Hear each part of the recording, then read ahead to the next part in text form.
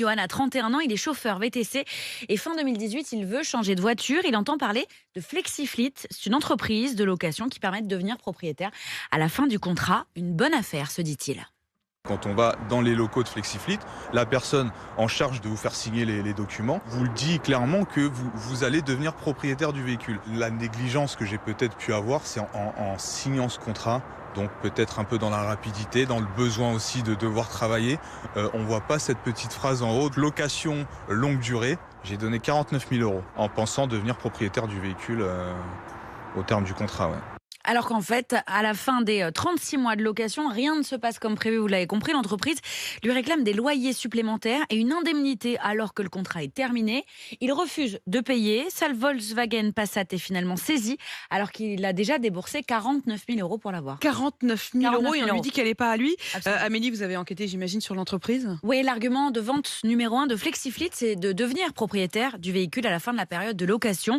Pour le vérifier, nous avons donc appelé le service client en prétextant vouloir devenir nous-mêmes chauffeurs VTC. En fin de contrat, étant donné que vous avez payé la totalité de la voiture, on fait une option d'achat justement pour devenir propriétaire du véhicule. Je peux avoir le véhicule à la fin, c'est ça ? C'est ça, monsieur.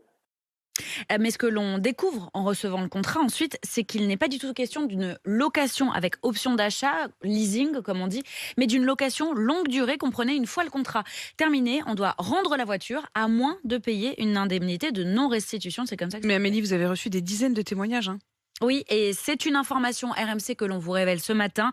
Défendue par Maître Emma Leotti, l'intersyndicale nationale des VTC a décidé de porter plainte contre Flexifleet pour escroquerie, abus de confiance, pratiques commerciales trompeuses et publicité mensongère.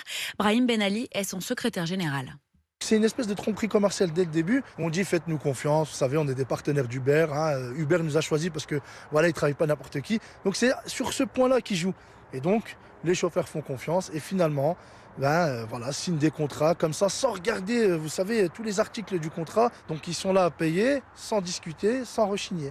Amélie, vous avez contacté l'entreprise, qu'est-ce qu'ils répondent ? Oui, nous les avons contactés par mail et moins d'une heure plus tard, nous étions rappelés par le directeur général de Flexifleet. C'est suffisamment rare pour être signalé. Il dément catégoriquement les accusations des chauffeurs. Selon lui, les choses sont très claires dès le départ. L'accès à la propriété du véhicule n'est pas automatique et se fait uniquement après versement d'une indemnité. Nos offres ont permis à plus de 3000 VTC de devenir propriétaires de leur véhicule, nous a-t-il précisé. Voilà pour Flexifleet. Nous avons également demandé des explications à Uber, qui est partenaire commercial de l'entreprise, qui ne nous a, lui, jamais répondu. Jamais répondu et j'imagine que lui, pour le coup, vous n'allez pas le lâcher non plus.